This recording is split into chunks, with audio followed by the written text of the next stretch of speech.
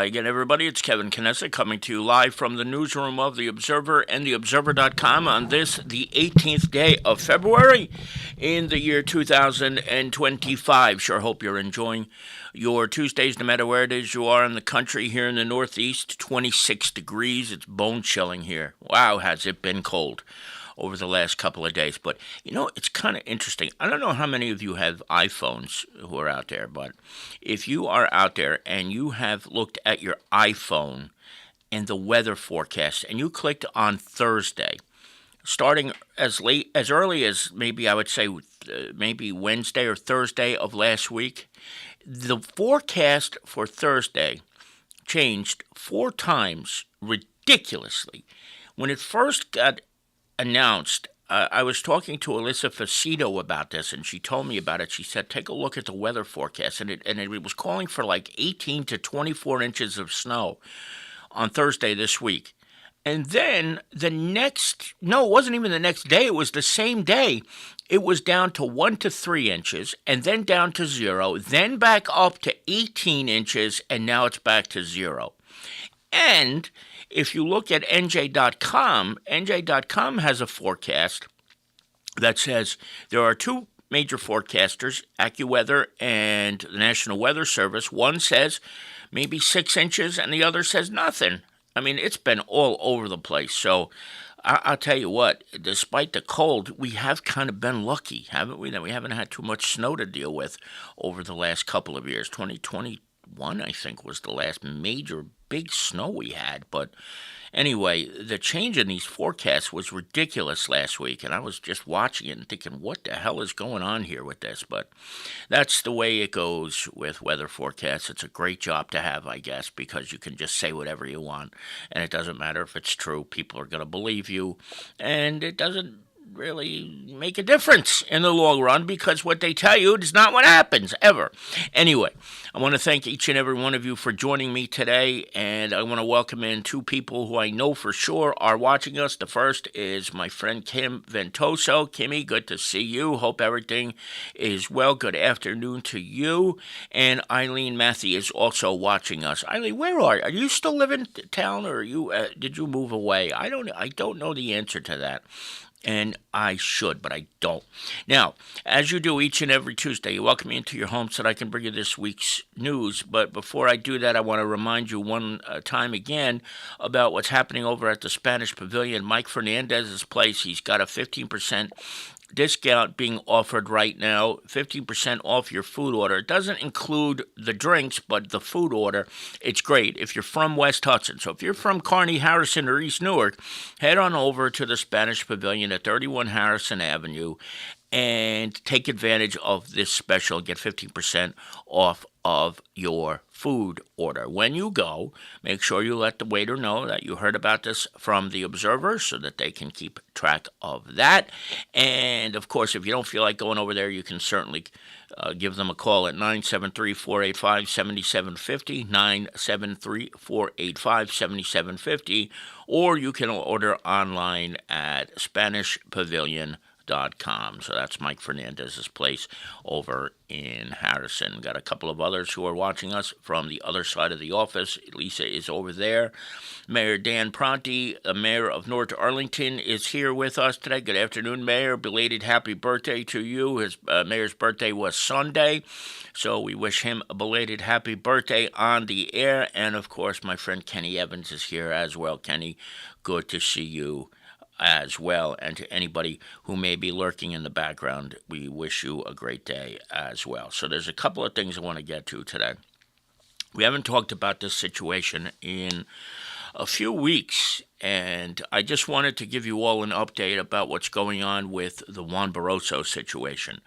If you have not heard, the reality is that in this case, there has been no movement for weeks. And because there has been no movement in weeks, there is really not much that I can tell you other than this. There was a supposed deal on the table with Juan and the town that would have brought him back to work, but it did not go through. And because of that, Juan will now get a hearing with a hearing officer, and his lawsuit against the town of Kearney will continue. And that means that he will be suing for a considerable amount of money. I don't know the exact amount, but I know it's a considerable amount of money. I don't know where things stand. I don't know when this is going to take place, the hearing. Probably be pushed back like everything else is. But what I do know is, having spoken with Juan, that he is ready to move forward and he is going to fight this tooth and nail to the very end of time if he has to.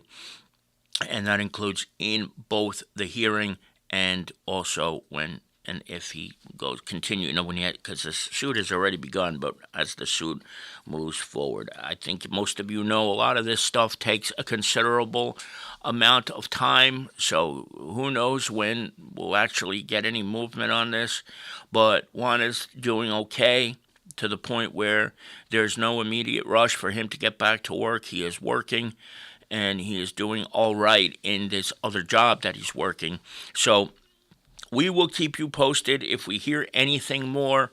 I don't think there's really much else to say other than he is going to fight this to the very end. And it's a shame that all these months later that there couldn't have been some kind of resolution to get this done. But this is the nature of these types of cases. They just seem to they seem to go on forever and ever and ever.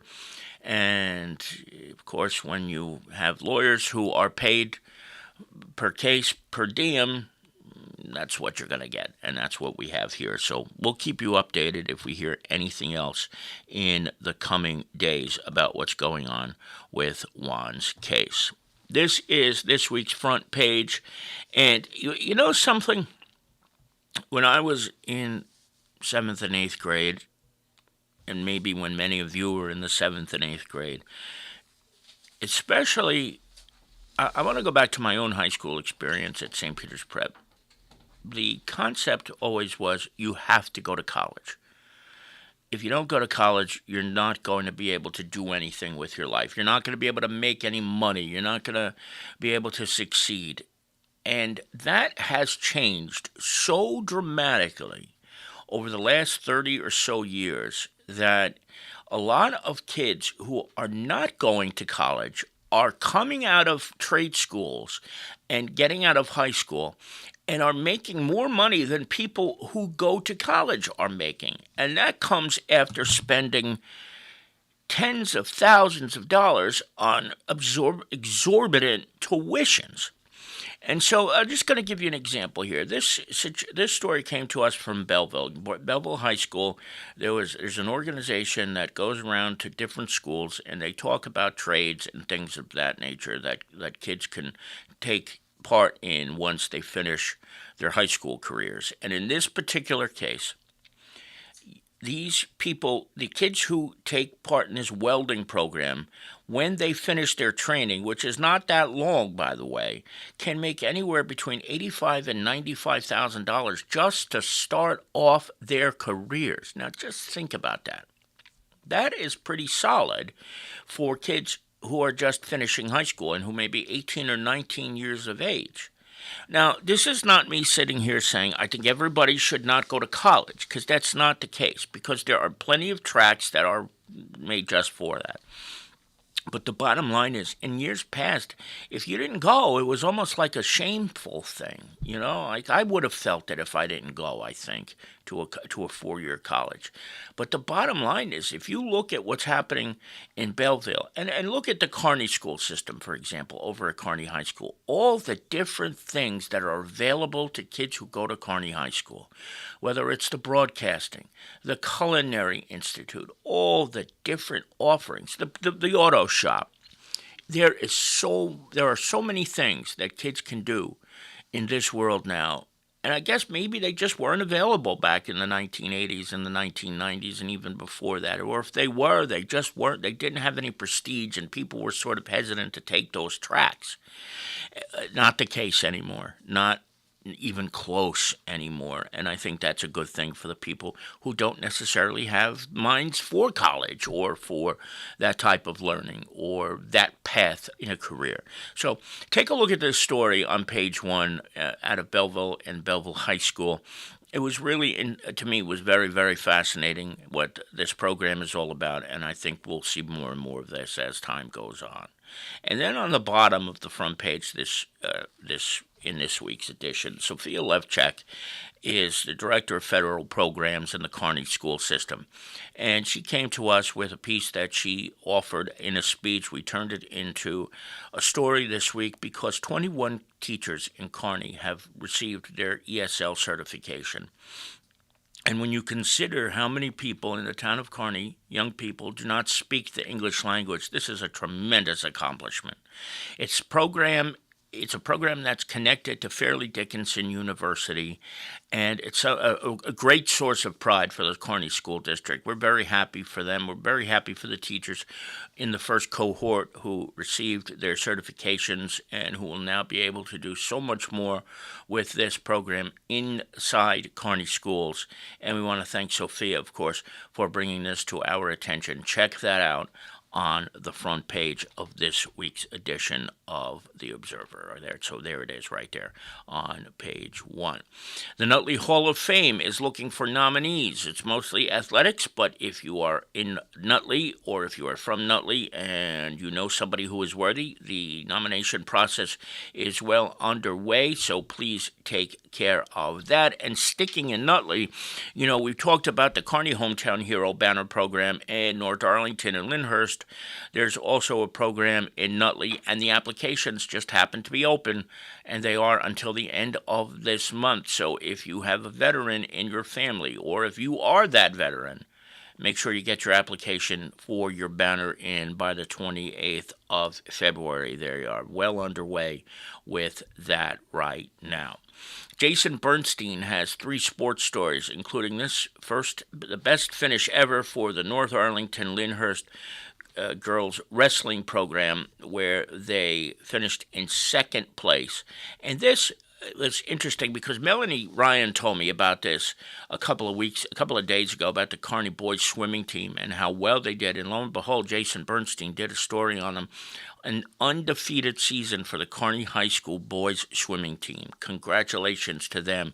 What a great accomplishment that is. A truly, truly great accomplishment. And this week's Athlete of the Week is also from Kearney High School. So check that out in this week's edition of The Observer. As there are every week, we have 2 pages of classifieds. A lot of rentals are available.